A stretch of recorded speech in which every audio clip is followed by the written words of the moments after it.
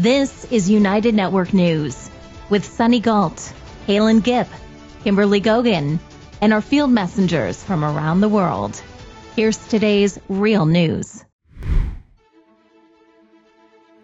It's Monday, November 10th, 2025, and here are today's stories. Landfills may be out of sight, but the hazardous waste inside isn't going anywhere.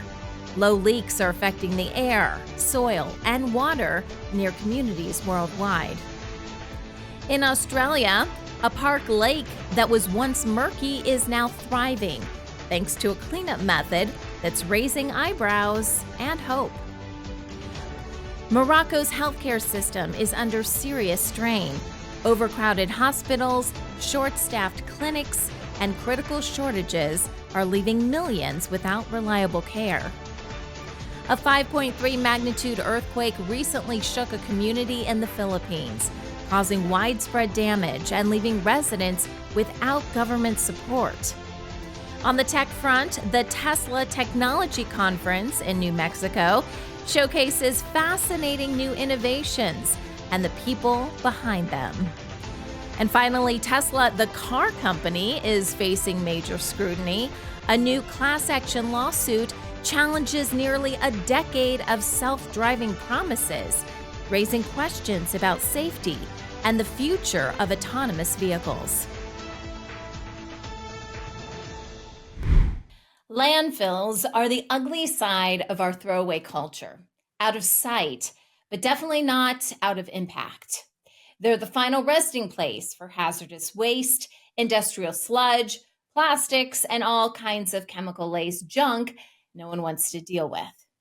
It might seem like a convenient solution, but the truth is, landfills slowly leak poisons into the air, soil, and water, affecting everything and everyone nearby. What we bury doesn't just disappear. It lingers, festers, and eventually comes back to haunt us. Even with supposedly modern designs meant to keep toxic trash contained, leaks and failures still happen more often than we'd like to think. When rainwater seeps through layers of buried waste, it creates leachate, a nasty chemical-filled liquid that can contaminate groundwater and rivers. The gases that bubble up, like methane and hydrogen sulfide, don't just smell bad, they can cause headaches, nausea, and breathing problems for people living nearby. Long-term exposure to these pollutants has even been linked to cancer, birth defects, and other serious health issues. On top of that, landfill fires, often triggered by chemical reactions or heat from decaying waste, release clouds of toxic smoke that travel for miles. A recent example includes the smoldering reaction at California's Chiquita Canyon landfill, where residents reported hazardous odors and health problems due to toxic gases in the air. In the northwest corner of Los Angeles County, one of America's largest landfills has been overheating to dangerous levels, and the neighbors are getting sick. There have been reports of headaches, nausea, and a cluster of new cancer cases. In 2022, buried pockets of waste at Chiquita Canyon landfill started climbing to broiling temperatures well above safety standards, according to a state assessment. Since then, officials say, the hot temperatures have consumed about 90 acres of the landfill, spewing out strong odors and harmful gases, including benzene and carbon monoxide. Residents say they're having heart problems, nosebleeds, hand tremors, and even cancer. California regulators suspect that Chiquita Canyon is smoldering below the surface due to the operator letting too much oxygen into the landfill. It's a problem that's known to start fires, going against federal regulations. The operator, Waste Connections, disputes the state's findings and says that nothing is on fire. The company says Chiquita Canyon is an elevated temperature landfill landfill, one of many so-called ETLFs the U.S. has seen in recent years. Landfills in Missouri, Ohio, Virginia, and Tennessee have all experienced similar reactions since 2006. But there's debate about what exactly is driving them and how to put them out. As America's garbage piles up higher and more flammable materials enter the waste stream, several scientists say the risk of these dangerously hot landfills will increase. But the data that could predict these underground reactions isn't easy to track. Landfills are regulated by a patchwork of agencies with no centralized system for monitoring temperatures, leaving millions of people who live near these waste sites in the dark about what's happening there. What makes it worse is who ends up living closest to these sites. Studies show landfills are often built near low-income neighborhoods and communities of color, meaning the people least able to fight back or move away are the ones hit hardest. Workers at these sites and residents nearby face the highest exposure, and vulnerable groups like children, seniors, and those with asthma or heart disease suffer the most. In some places, illegal dumping of hazardous or highly flammable materials adds even more danger. For example, in London, the Launders Lane site had decades of illegal dumping and recurrent fires. This is Launders Lane landfill, but it's known better to locals as the Rainham volcano because it spontaneously catches fire, sending plumes of acrid smoke over nearby homes, schools and kindergartens.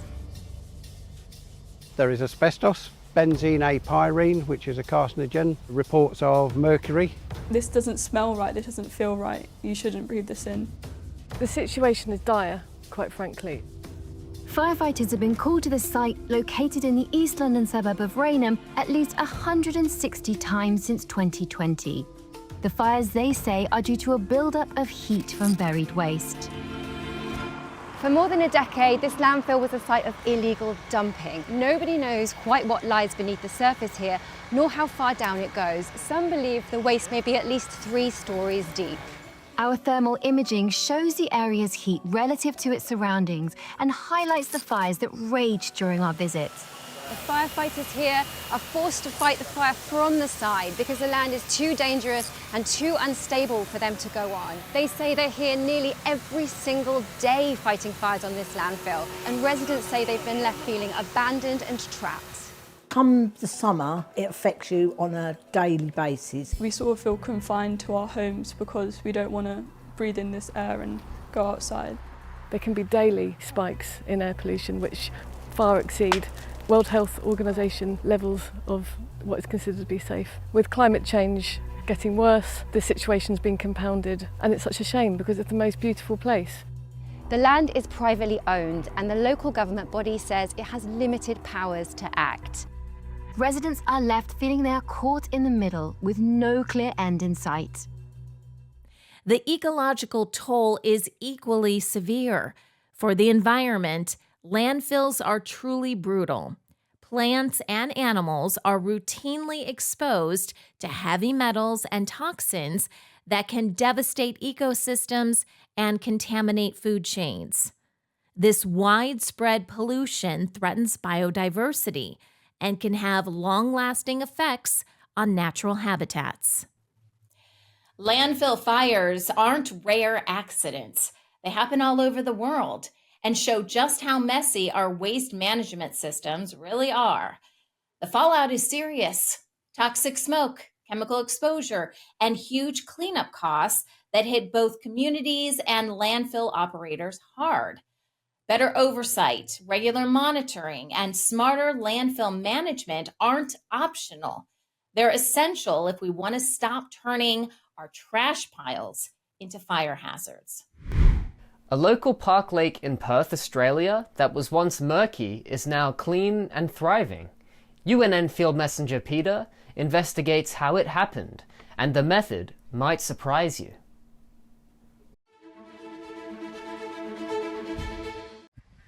Hello fellow United Network brothers and sisters. My name is Peter Hansen and today I'm reporting from Perth, Western Australia. We live near a park that has a man-made lake. It has always being green and dirty and full of rubbish. Recently, I noticed a dramatic change in the water and pursued the events leading to its pristine quality today.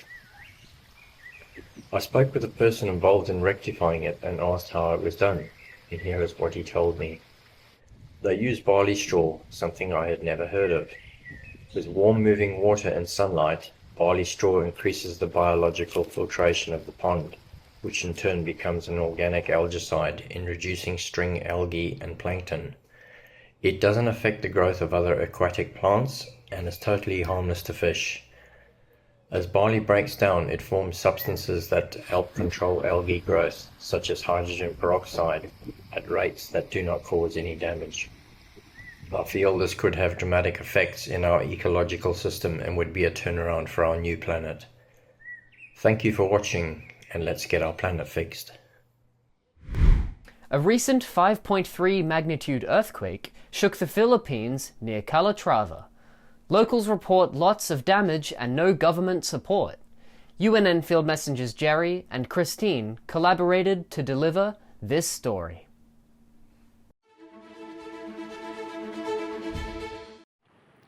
This is Jerry Ward, field messenger, and I received a message from one of my little friends on an island called Occidental, and they're in the northern section of that, in a place called Calatrava. And I asked her about the damage there, and she said yes, earthquake was quite bad. I asked her to send me a video, which is she's prepared and sent to us. Nobody has the effect of the earthquake here. Look, there's so many cracks. The house of my auntie, there's so many cracks. No, here's the situation here. Also, my fellow people here in Philippines, especially in Cebu, here's the effect. Look,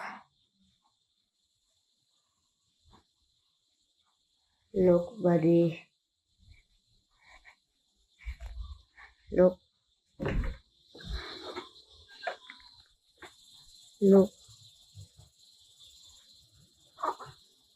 Here's the effect. I hope you enjoyed Christine's mini report there. Signing off for UNN. Morocco's public healthcare system is stretched thin and struggling to meet the needs of its 37 million citizens. Despite government promises of reform, hospitals across the country are overcrowded, underfunded, and short on medical staff. In many regions, especially rural areas, a single doctor may serve thousands of patients, and basic supplies like gloves, syringes, and even oxygen tanks often run out. The biggest issue here is a serious lack of funding. According to a 2024 report by the National Human Rights Council, the government is spending only about 6 to 7% of its budget on healthcare, less than half of what the African Union recommends. This lack of funding is causing a major shortage of medical staff, with 600 to 700 doctors leaving the country every year for better pay and working conditions abroad. This medical brain drain has left the country with just 7.8 doctors per 10,000 people, way below the WHO's recommended 25, according to a 2023 study by the National Institutes of Health Journal. The doctors who do stay mostly work in big cities, leaving rural hospitals struggling without enough staff or proper equipment. Public hospitals are overcrowded, with patients waiting in long lines in packed corridors. For many, public hospitals are the only option because they can't afford private care. It's a stark example of the gap in healthcare access between the wealthy and those living in poverty. It's overcrowded. People are lying outside the door waiting and sleeping. and all kinds of illnesses are rampant. You go there for treatment, but you return with a new illness. There aren't enough medical equipment and too few hospitals, and even a hospital that looks nice on the outside is never good in the inside. There's no order and no transparency. The staff are all worked up, the security guards, the reception staff. No one seems approachable. We see hospitals that could be labelled as hospitals of the dead, hospitals without basic facilities. That's why we're calling for the resignation of the Minister of Health and the entire government. We don't believe they have a solution because they caused this problem. Morocco's healthcare system also has a big problem with corruption. Most people think it's everywhere. Patients often have to pay under the table for services that should be free, or to get faster treatment. Many doctors ditch their public hospital shifts to work at private clinics instead, leaving public wards short-staffed. This whole mess of bribes and no-shows means super long waits and terrible emergency care. Sometimes these failures even lead to deaths that could totally have been prevented if things were managed better. People are getting seriously frustrated, especially young Moroccans. Gen Z activists and medical students are hitting up social media and the streets, demanding accountability and reform. Many young doctors say they feel trapped between serving their country and wanting a future where their hard work is actually appreciated. Morocco is witnessing its biggest anti-government demonstrations in years.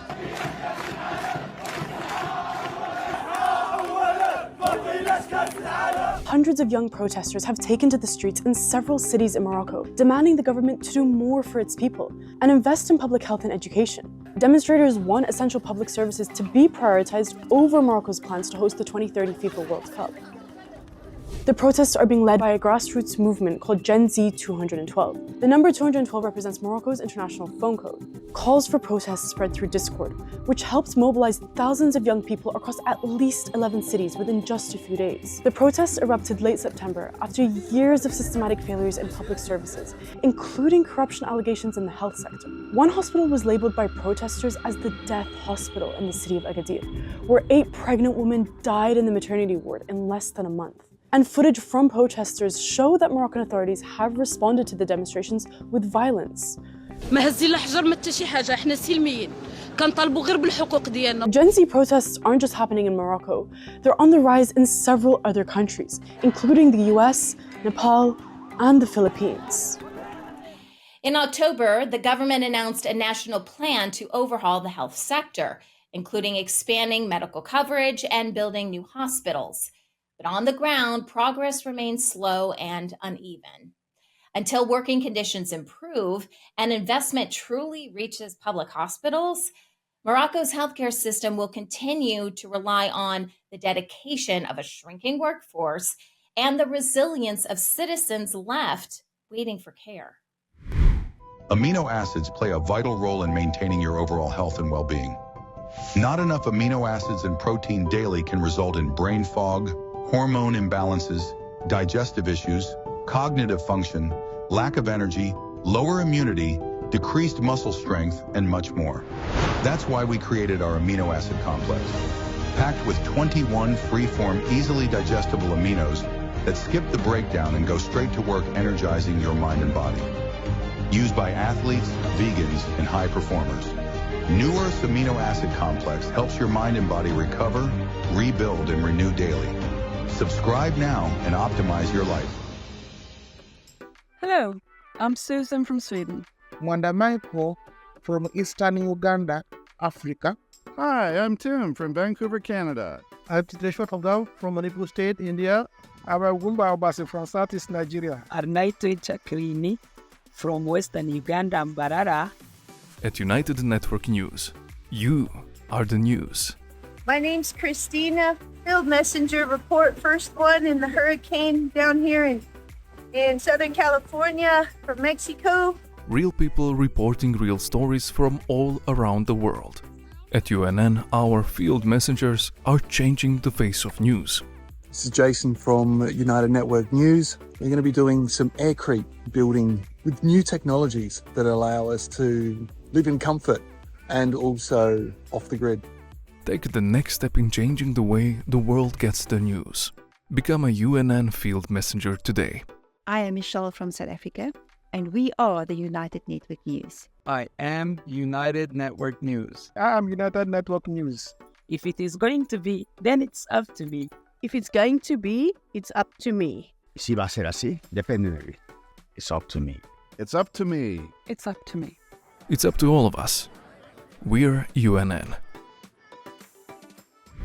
UNN Field Messenger Lawrence attended the 2025 Tesla Technology Conference in Albuquerque, New Mexico. Over the coming weeks, we'll showcase some of the fascinating people Lawrence interviewed at the conference.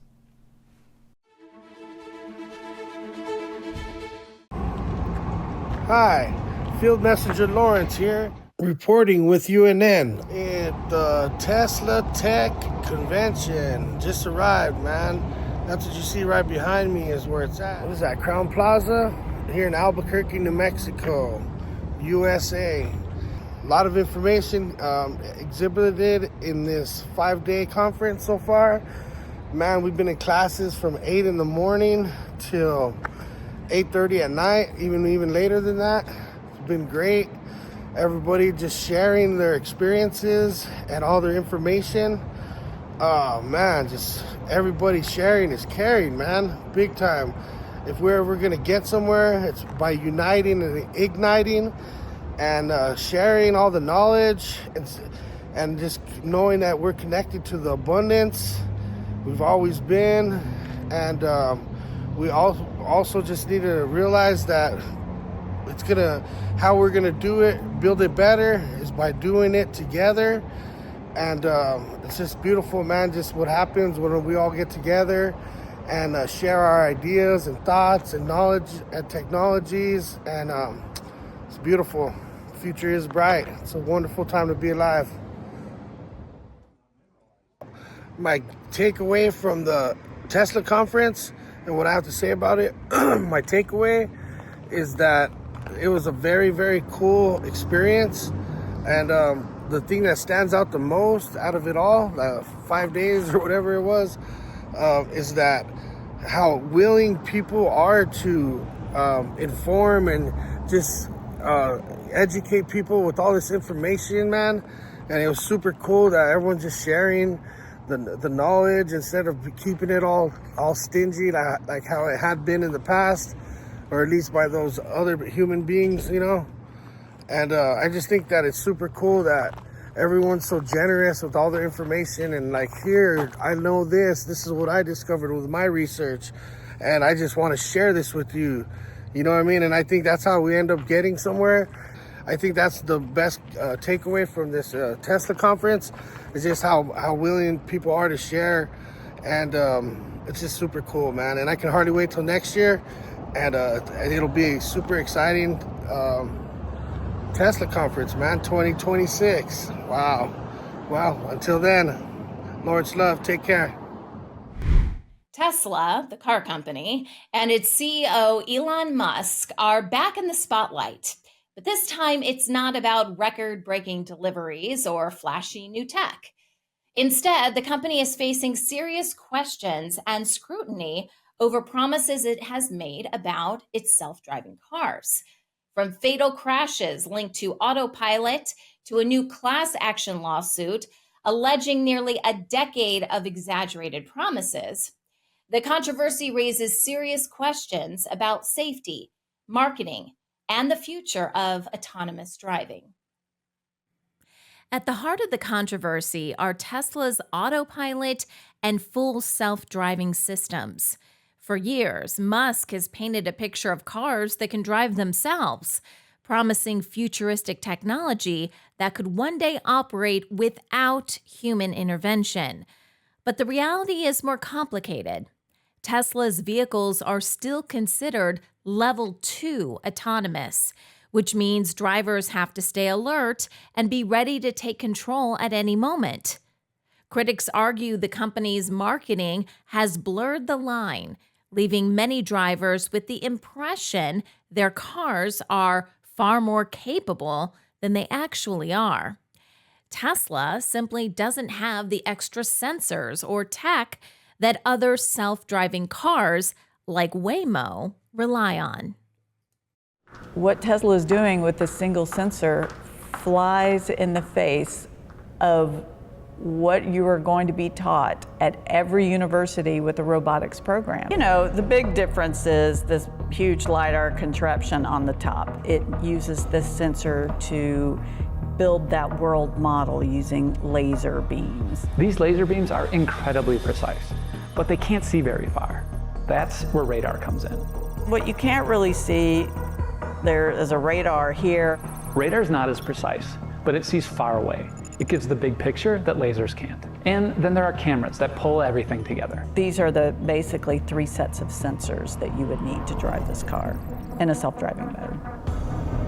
Every major self-driving car company has taken this approach, except Tesla. They only use one of these 3 technologies, cameras. You can absolutely be superhuman with just cameras. They call it Tesla vision or computer vision. The best that computer vision can do is 97%, meaning 3 out of 100 situations that they're confronted with, they get wrong. While other self-driving companies were carefully testing their technology with small groups, Tesla started rolling out its system to the general public. That meant making big promises about full self-driving that, in reality, the cars just couldn't deliver. And the legal pressure is building. A federal judge in San Francisco recently approved a class action lawsuit accusing Tesla of exaggerating self-driving claims dating back to 2016. And this comes on the heels of a high-profile federal case in Miami, where a jury found Tesla partially responsible for a fatal crash involving autopilot, awarding $243 million in damages. And California regulators are currently investigating whether Tesla misled customers about what its cars can do, a decision that could temporarily affect sales in its biggest U.S. market. And Tesla isn't just facing scrutiny at home. It's also facing a class action lawsuit in Australia over reports of phantom braking, where vehicles unexpectedly slam on the brakes, raising safety concerns for drivers and passengers. I think that the scale and the breadth of the litigation that's on foot internationally demonstrates that there's a serious problem with Tesla's vehicles.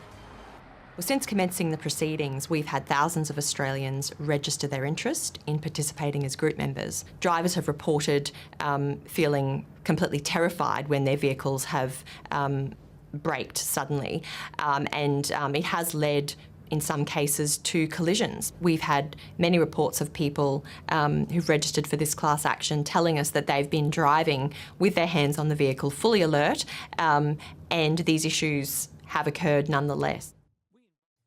Tesla has largely defended itself by calling Elon Musk's bold statements about its self-driving cars as puffery, exaggerated claims not meant to be taken literally. The company argues its marketing is aspirational, and drivers are always responsible for staying alert while using autopilot or full self-driving. But critics say these lawsuits could set a major precedent, potentially opening the floodgates for more legal action as other drivers and safety advocates challenge Tesla over accidents, misrepresented technology, and unmet promises. The timing couldn't be worse for Tesla. The company is already reeling from a 13% drop in global EV sales in the first half of 2025, and its stock is down around 20% this year. Between slowing sales, mounting lawsuits, and international regulators watching closely, Tesla faces a critical moment where its promises, performance, and reputation are all on the line. At UNN, you are the news. Get involved by joining our weekly Field Messenger meetings. Visit unitednetwork.earth to learn more. Remember, if it's going to be, it's up to me.